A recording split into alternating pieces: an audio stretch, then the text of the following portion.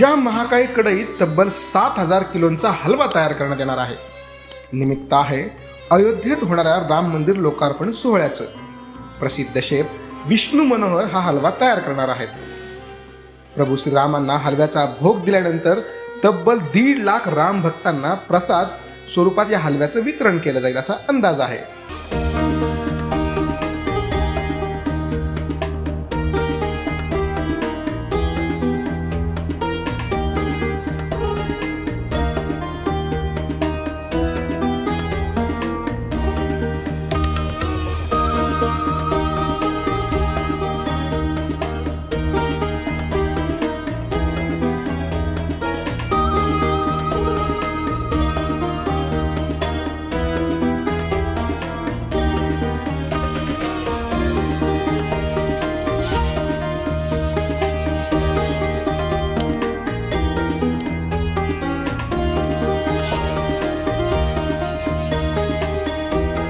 हा प्रसाद एकाच वेळी तयार करण्यात येणार आहे आणि त्यासाठी देशातील सर्वात मोठ्या आकाराची कढई तयार करण्यात आली। या कढईची गोलाई 15 फूट, उंची 4 फूट आणि वजन 1800 किलो आहे। या कढईला उतरवण्यासाठी क्रेनचा वापर करण्यात आल्याची माहिती शेफ विष्णू मनोहर यांनी दिली।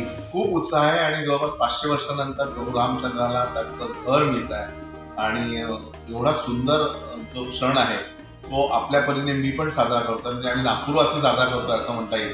आणि इथून आम्ही एक मोठी कढई 15 फूट डायमीटरची कढई, तिचं वजन जवळपास 1800 किलो आहे आणि क्रेनने तिला उचलतात। ही कढई पूर्णपणे बनवून अयोध्येला जाईल आणि अयोध्येमध्ये याच्यामध्ये प्रसाद बनवला जाईल।